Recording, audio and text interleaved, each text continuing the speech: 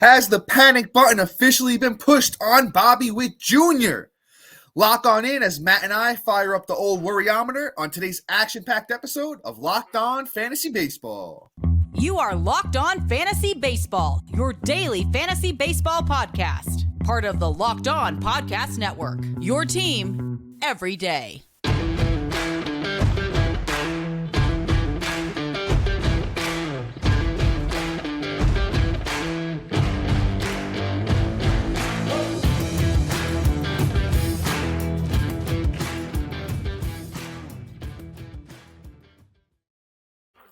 Hello, fantasy baseball fanatics, and welcome to the Locked On Fantasy Baseball podcast, brought to you by the Locked On Sports Network, your team every day.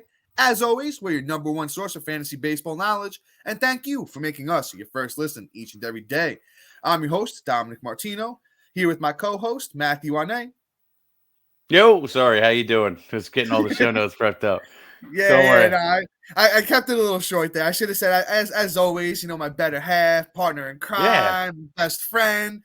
I kept it a little short today, but once again, as always, guys, if you are, you can find us on all social media platforms and podcasting apps. Just search for Locked On Fantasy Baseball, and we'll be there. If you're listening on a platform like Apple or Spotify, please give us a 5-star rating and review if you could. We truly, truly appreciate it. It goes a long way to help the podcast.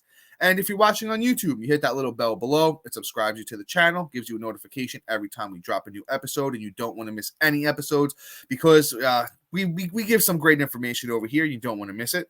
But also on YouTube, please be sure to like and comment because we love to talk fantasy baseball with you. And guys, on today's episode, as I mentioned at the top, Matt and I are firing up that old worryometer. And I think it's time to press that panic button on a few players here. And we got a lot of great names for you. So lock on in for the whole episode because you don't want to miss any of these names. But Matt, who are we leading with today?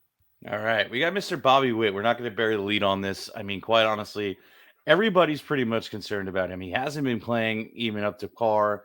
Quite honestly, a 222 batting average on the year is kind of upsetting for us. We expected him to bounce back and kind of see what he did in the minors this year. Year before, and go up from that 250 average to now about a 270, 280 is at least where my expectation was for Bobby Witt. Quite honestly, I'm really disappointed in that front. Runs, home runs, ribbies, and stolen bases are there. I'm not too upset on that aspect of it. The counting stats are at least here with 7 stolen bases on the year, 4 bombs, 17 runs, 10 ribbies. I feel like the runs and ribbies are going to come. The Kansas City as a team started off slow. And I think that personally, they're going to start heating up. And then along with Bobby Witt's counting stats will follow. I just think that Bobby Witt is due for a bounce back. But here's the other side. I won't just give the positive side of what I think can happen. Here's the negative.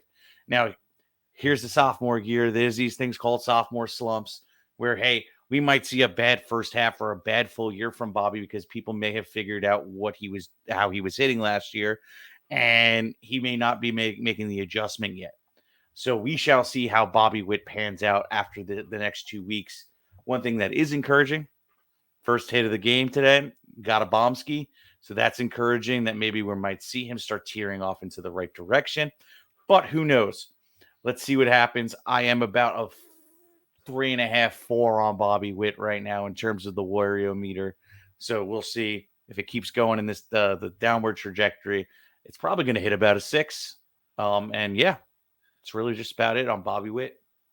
Yeah, Matt. I don't know if I'm being dramatic or not. I mean, you could tell me if I'm being a little over dramatic. I might be at around like a 6 on Bobby Witt. He's been on the worryometer show like I think about 3-4 times at this point.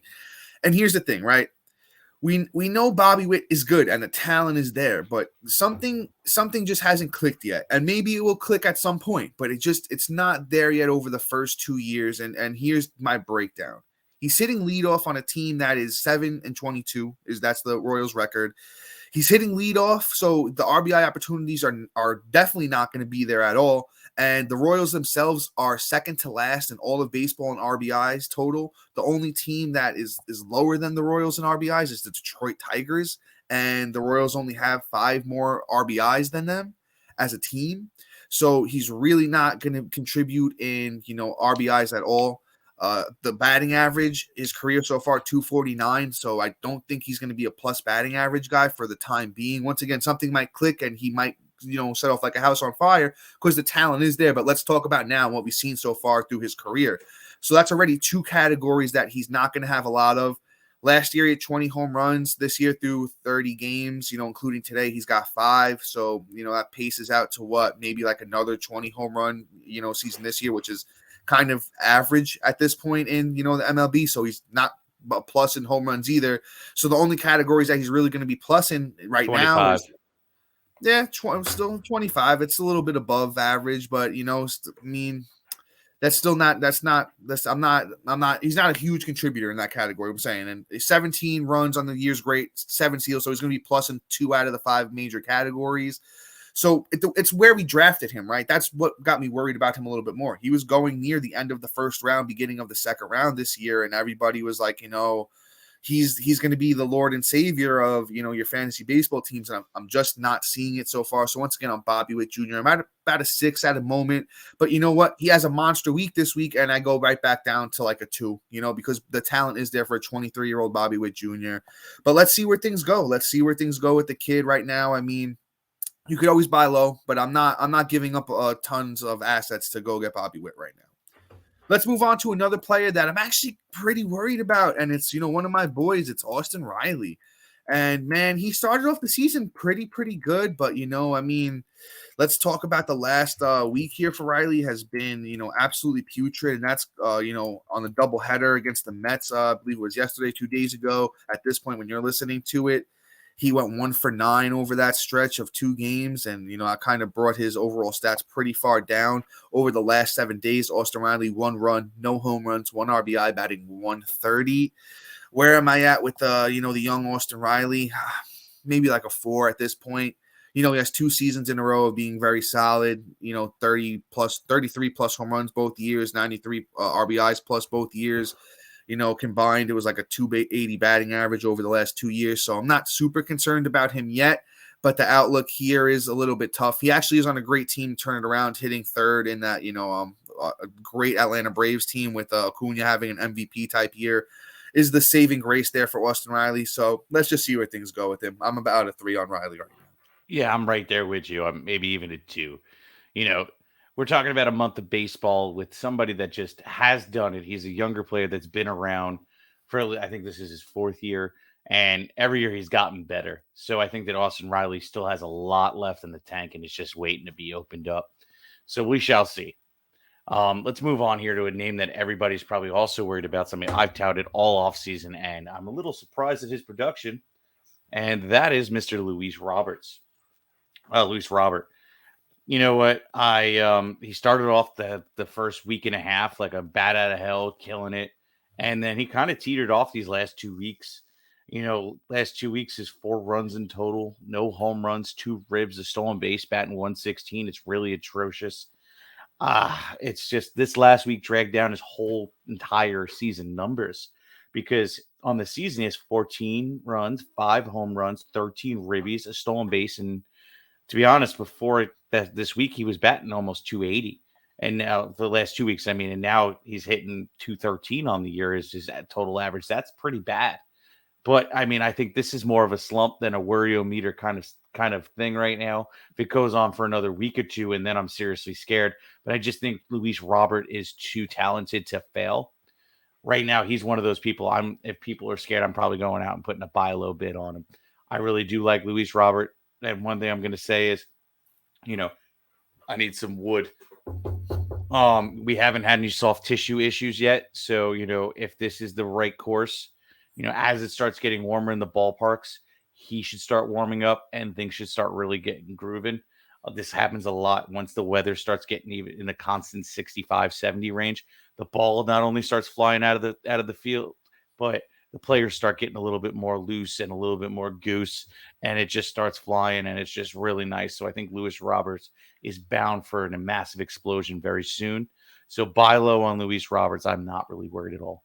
Did you throw a number out there, Matt, for the old worryometer with Robert? Let's say like a 2. Okay, fair enough. Before I give my take on Robert here, though, Rocket Money is a personal finance app that finds and cancels your unwanted subscriptions. It also monitors your spending and helps you lower all of your bills in one place. Try it free for 30 days. That's just enough time to try it and then completely forget about it. In fact, over 80% of people that have subscriptions they forgot about, and they waste a lot of money, and you could be one of those people wasting money as well. So Rocket Money helps you find those forgotten subscriptions so you can stop paying for the ones you don't use. Do you know how much your subscriptions actually cost? Most Americans think they spend around $80 a month on subscriptions, but the actual total is a lot closer to $200. If you don't know exactly how much you're spending on these subscriptions every month, you need Rocket Money. Are the rising prices of these subscriptions stressing you out? If you're looking for a way to cut those costs, you need to get Rocket Money now. Stop throwing your money away, cancel unwanted subscriptions, and manage your expenses the easy way by going to rocketmoney.com/lockedonMLB. Also, we want to thank our everydayers and new listeners for making Locked On Fantasy Baseball your first listen each and every day. Please be sure to look out for a new episode tomorrow where Matt and I, get into things as usual and have a lot of great fantasy baseball information for you. So let's get back into things here, and I'll give my quick take on Luis Robert. I'm probably a little higher than you, Matt. I'm probably about a 4 here on Robert, and it's not so much the fact that I don't think he can be a good baseball player. He can be a great baseball player. We were talking about how bad the Royals are. The White Sox are almost just as bad, where their record's 8-21. There's no more Jose Abreu there to drive Luis Robert in. Him and Eloy basically have to carry the team there with Tim Anderson as well, and they're great 3 players, but that's really all the lineup has, not much more than that. So his run and RBI potential is kind of limited. And I don't know what's going on with him mentally, man. The other day he was having problems with the team in general, where there was a ball he could have beat out to first base for a single, and he just did not hustle hard on it. He decided, I think his excuse was that his legs were bothering him, and he didn't tell the manager or anybody else, any of the trainers or anything. So he just didn't want to hurt himself. I think that's some BS. I think he just didn't want to do it. So he got benched for the rest of that game, and then they sat him down the next game as well. He's going to be back out there the rest of the week, though, and they moved him down in the lineup to 5th. He was hitting leadoff or 3rd, pretty much the whole season here. I mean, he's got the talent. He had, 30-30 season in the minors. His breakout, 2021 campaign was pretty solid, but he's been hurt so much in his career too. I know Matt Knock will know what I should do it as well. But man, I'm a little bit worried about Luis Robert. I'm throwing a 4 on him. But let's move on to our next guy here. And this is a stud, man. This is a guy that's drafted really high, tough position, and it's Nolan Arenado. Another team that's just kind of been a mess with that St. Louis Cardinals team that everybody thought was gonna go out there and be, the darling of the NL Central, but they're in last place. They're behind the Reds, the Pirates, the Cubs, the Brewers. It's actually amazing, to be honest. Nolan's a great player, but he's off to, a struggle. Let me read you his I'll even give you his season-long stats at this point. 28 games for Nolan, 113 at-bats, 11 runs, only 3 doubles, only 2 bombs, only 14 RBIs. And he's hitting, a lowly 239. Man, I can't give you a good reason besides, the Cardinals themselves are just struggling. And I think maybe as, Nolan and Goldie and the rest of the team start picking things up, he might just, get back into it. But I would say as of today, 2.5, 3 for Nolan Arenado. This keeps up for another 2 weeks. That's going to raise up to about, a 5. He was 32 years old, which isn't, super old, but I'm a little worried here about Nolan. Yeah. I mean, I am worried, but I'm going to go with the talent, and the proof is in the pudding with Nolan Arenado, where I'm going to just be, just going to have to ride it out. I mean, third base isn't great anyway. So, I mean, even if you were like, oh, okay, let me capitalize the name and sell him while he has value, who are you going to get in return? That's the thing. So, I mean, he's still going to be better, even if he has his worst year, where we go back 2 years ago, his first year on St. Louis. That's still better than most of the third basemen that's out there anyway. So, Nolan Arenado is just Nolan Arenado. Yeah, we may have a bust scenario based off of where we had to pay for him in the draft, but overall, he's still a good third baseman and all reliable. So with this, it's proof in the proof is in the pudding. Let's move on to another third baseman and one, I love throwing shade on. So let's have fun with this one. Alex Bregman. Alex Bregman not doing so good. It's not good. It ain't looking pretty. And quite honestly, it's ugly. Through 98 at bat, through 110 at bats, he has 17 runs, 3 bombs, 13 ribs, batting .218. This last week, he's batting .095.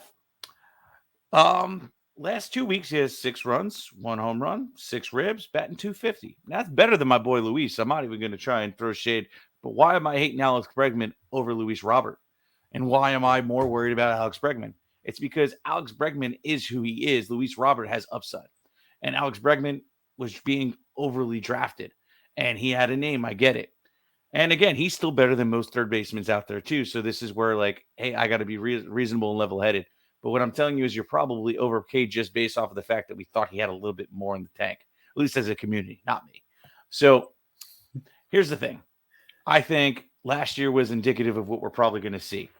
About a 250 to 259 batting average. I think those 270, 280, 90 years are done. We're going to see the ribbies are going to be there as long as Houston stays hot and he can stop leaving guys on base. The 93 runs are going to be there because he's going to be driven in anytime he goes on base. The 38 doubles, I think that's going to come down. The home runs, I think it's like 20 to 23 like he had last year. So those big stack numbers from Alex Bregman, I think are gone. I think that he's more of the last of Mohegans is what Dom likes to say, of guys that are you just know what you're going to get. You just know who Alex Bregman is. That upside, I think that we were all expecting and why he was higher in the draft is now gone for me. This kind of proves it for me. I'm about a 6 in terms of that, but in terms of am I panicking that, oh my God, I have a terrible third baseman? Absolutely not. But in terms of anybody who thought he can kind of break that ceiling and bounce back to that 2019 year, I think that ship has sailed. The jury's out on that one. And, it is what it is. Yeah, I'm not as worried about Bregman as you are. I think I gave Nolan a 2.5 to 3, so I think I'm going Bregman a 3.5 to 4. So just a little bit more worried about him than I am about Nolan Arenado. I just want to throw this out there. I think Bregman's more of a second half kind of guy because last year in the second half is where he really did most of his damage. Last year in the second half, 67 games for Alex Bregman, 237 at-bats, 47 runs, 12 home runs, 47 RBIs, and he hit 287 over that time. So as you mentioned with Robert, and it kind of goes for almost everybody, at this point. When the weather gets warmer, ball goes a little further, guys get a little bit more loose, a little bit, more into their, prep, and they're seeing pitchers a little bit better. And one super reassuring thing for Bregman is that he's still seeing the ball well. 21 walks to 15 strikeouts for Bregman on the year. So you love to see that. And once again, I'm not super worried about him, but am I going out there and buying Alex Bregman right now? No, probably not. But if you got him, stay the course. Definitely don't drop him, and don't sell him for too cheap. Let's move on to another guy here. And Matt, looks like one of your bold prediction is doing okay so far, and that's Mr. Dylan Cease. Now, Dylan Cease had that one big start, and we were all like, "Oh, Dylan Cease, he's the man, he's a god." And it was actually his first start opening day against the Astros. He went 6.1 innings, 10 strikeouts, gave up 1 run, and he had an 0.32 whip. After that, he had a couple of good starts, but his last 2 starts, Cease has not been good. They were both against Tampa Bay, though, so maybe Tampa Bay had something, figured out there against him. Could be the case. But, the last 2 weeks, it's 8 innings pitched, 8 Ks, 10.13 ERA, and a 2.25 whip for Dylan Cease. So, it's been a bit of a tough going here for him. Let's even give you guys real quick. His season total numbers are 30 innings, 37 Ks, 2 wins, 4.15 ERA, 1.38 whip. Whip is something I'm always worried about when it comes to Dylan Cease. I'm about a 5. I'm about a 5 with Dylan Cease right now because it could swing either way. It could swing that he regains his form and he becomes a top 20 pitcher, or it could swing the other way. As my brother Matt, made that bold prediction at the beginning of the year, he could wind up being a top 40, 35 pitcher, which is definitely not what you paid for him. Yeah. But before I give you my take on that, on Dylan Cease and the rest of the guys we have coming up, our new sponsor, So Rare, is a revolutionary fantasy baseball and marketplace transforming fans into owners. With officially licensed digital cards featuring players from across all 30 MLB teams, unlike other fantasy baseball platforms, So Rare managers truly own their fantasy experience, collecting, buying, selling, and competing with player cards against global opponents to win epic rewards. Win or lose, you still own your cards. There's no cost to play. So Rare recently partnered with MLB stars Juan Soto and Julio Rodriguez to serve as brand ambassadors. Both are featured in So Rare current brand campaigns and will engage with the So Rare community throughout the MLB season.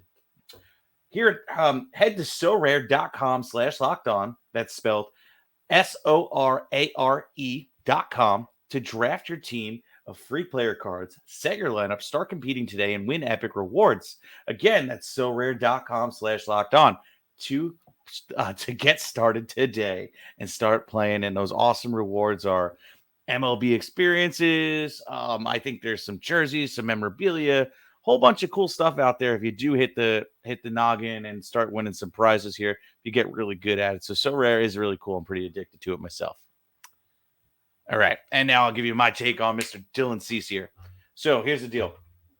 Yeah, it's been a tough outing against Tampa Bay. I can't really hate on him there, right? With a 13-5 and a 6.75. He went out against Baltimore. They're like middle of the pack. They're hit or miss on the day you get them.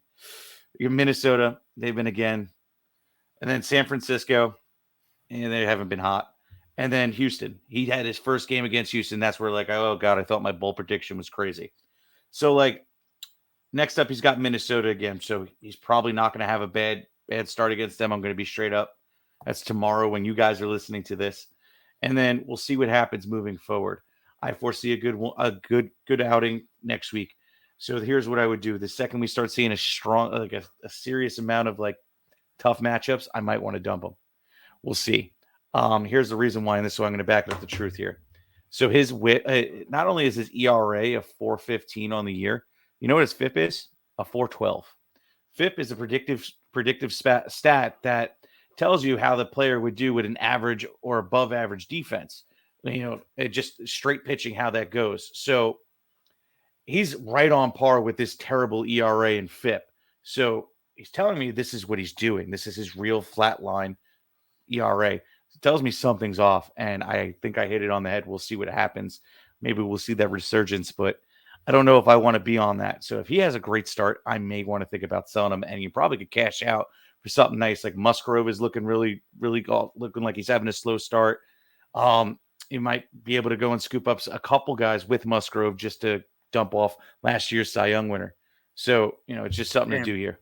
You would really do that? You would take Musgrove for Cease? I don't think I'd do that. I had him ranked lower. I had Cease lower going into the season anyway. Damn, that's crazy to me. If it wasn't for the injury for Musgrove, Musgrove would have been a top 20 pitcher for me. So where do you got Cease on the worryometer? It sounds like you got him kind of high. About a 6. Fair enough. Quite honestly, this is the perfect time. He's going to have a good start against Minnesota, in my opinion. And then I see the Reds on the back end, but I don't think he's going to get that start. So I couldn't see that far ahead, but I could probably predict that next matchup may be tough. And it might be the perfect time to just dump him. It's a pump and dump kind of situation, But let's move on here. We gave a lot on Dylan Cease, but I feel like that was a name we needed to talk about. Yeah, definitely. Let's talk about Mr. Julio Urias. I probably butchered that name, but I don't really care. Here on this show, we don't pronunciate names. Just a heads up, ladies and gentlemen. So you can leave your comments, but I'm not going to change on that one. Anyway, he had a few bad starts, unfortunately. Yesterday against Pittsburgh, but it seems like maybe they have some cameras pointing at home plate, stealing signals, taking a page. I don't know. I didn't hear any banging into the trash cans or anything, but they're just doing some crazy stuff. So they're hitting everybody. So that's to be expected. And then again, the Cubs right back to back on this one, where again, I don't know what's up with the Cubs, but they're hitting again. They seem to be more of not a walk in the park anymore. It ain't like a layup of a matchup. But besides those two, he lit up the Cubs last time, only gave up a 3.18 ERA. San Francisco, which is always a great park to pitch in, 1.5.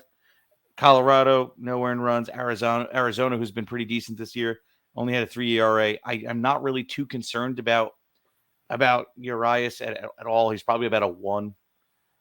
He's going against Philly tonight. I think that tonight he keeps Philly, in check and doesn't allow any runs while he's in the game. So we'll just see what happens here. And Urias should be just fine, in my opinion. What's the number on him? Did you throw out a number? Uno. Well, you did say 1. You did say 1. I don't know. I think Bryce Harper takes him deep tonight. I think Bryce Harper is first game back. I think he goes deep off Julio. It probably goes it on Presley because Presley's been. Oh wait, no, wrong team. Yeah, but I don't know. Up. I'll say with Julio, I'm about a 2 or 3. I will just say this is just so out of character for a guy over 107 career starts as a 2.90 ERA. It's just very uncharacteristic. I mean, his FIP is higher than the ERA, but I mean, I don't know. Something's up here. He's got to right the ship, and I think he will. This is a great time to buy it low on Julio Urias. And I would just say 2. I'm about a 2 on him. Go out there and get him while you can. I think he rights the ship, and he winds up being fantastic. Guy's 26-year-old in the prime of his career. He's going to be fine.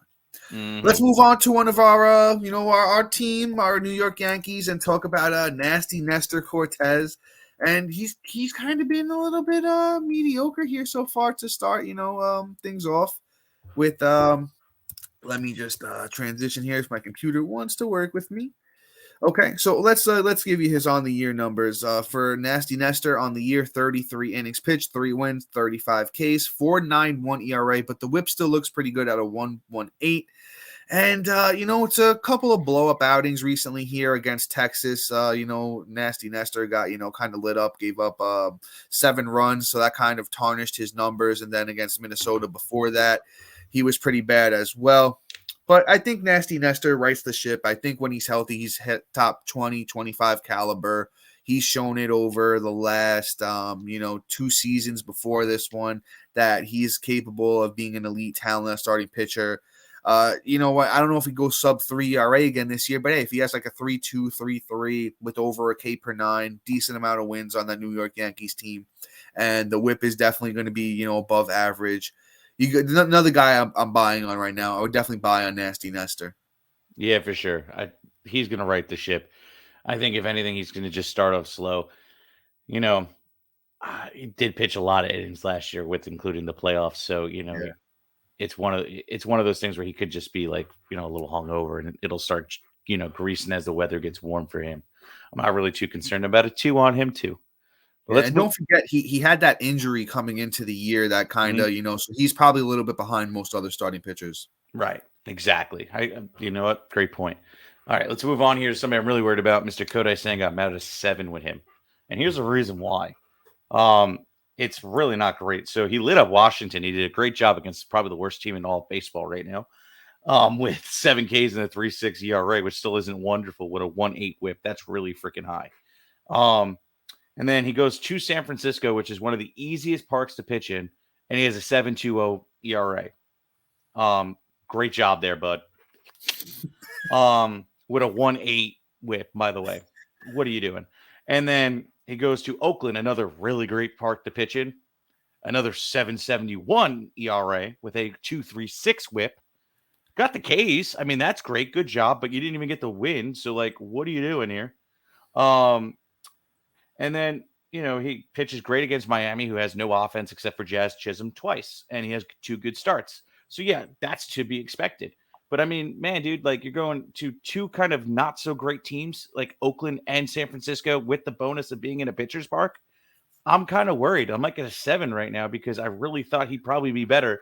I figured we'd be seeing this in the second half, and I'd be telling you to sell high before it all went to hell. But unfortunately, it's going to hell first, and it's just maybe this is just going to be a flop. Or maybe he adjusts. So you have 2 options here. You can wait until somebody drops him because he's at 82% owned when before going into the season, he was at 94%. So, that's one thing going bad for him. And then 2, I mean, or you could kind of trade for him and buy low with I don't know. Somebody picked off the waiver wires today after you listen to this episode, send them a trade and they might just do it. I'll give you a cup of yogurt and a bottle of water for Senga. I don't know. I'm probably keeping the water. You can have the yogurt. This is one of those things where, hey, it's either you kind of you pick him up, you hold him completely unless he's playing, Washington or Miami, and wait for him to kind of go, or you just move on. It is what it is. Kodai Senga is just not really for me at this point. Like I said, I'm at a 7. Yeah, I'm out on Senga. I'm right there with you. If not a 7 and 8, even with Senga. As Matt said, my true thought is that he was going to come out here and light up, the Americans, because when coming over, we didn't really have a lot of tape and information on him. And guess what, though? I mean, his first 2 starts were actually very, serviceable against Miami. Well, Miami isn't a very good baseball team. But then, he went up against another couple of bad teams, got rocked. So I think the tape might be out on him. And I don't know if you guys, you guys listening, how long you've been watching baseball or how long you've been playing fantasy baseball. I don't know if you remember a guy named Daisuke Matsuzaka who came over, from, the Asians, as well. And he kind of just crapped the bed, was never lived up to the hype. He was, at the time, he was, one of the best pitchers over there. And he was like married to like the Britney Spears of, Japan or whatever. And he came over and just crapped the bed and wasn't good. Looks like could be the same thing over here with Senga, man. Honestly, I'm giving up on him. Honestly, if he's bad over his next 2 starts, he's probably a drop for me. We got one last name left. We'll keep it super short with him. It's if you listen to the podcast, the meter is not running right now. The meter's broken. But the thing is the stuff is still great. His stuff still looks very good. His velocity's up, but the numbers on the year over 5 starts for, Reid Detmers, 4.85 ERA, 26 innings, 31 Ks, 1.38 whip. I'm about a 5.5 on him. Let's see where it goes, because like I said, the stuff looks good, but it could be, in a couple of weeks from now, same thing could wind up being a drop, because he's not somebody that you pay too much for, and you can move on to the next hot hand, because there's a lot of those guys out there. Yeah, and I mean, Detmers got lit up against Milwaukee, which, I mean, they've been all right. They've been hit hot and cold here, and then he got lit up against Toronto. Another really good offense. But other than that, I mean, Seattle, he was able to hold himself under a 4 to 3.86. Boston about a 2.84, and Kansas City a 3.18 has just been cold. So I mean, with 7, 7, and 6, and he's doing at least a K per 9, if not more. So I'm about like a 4. I'm hoping that he can kind of be almost matchup proof coming hopefully soon. He's missing the turn against St. Louis, but he might get the turn against the Texans, which then I don't know if I'm actually rolling him out there or not.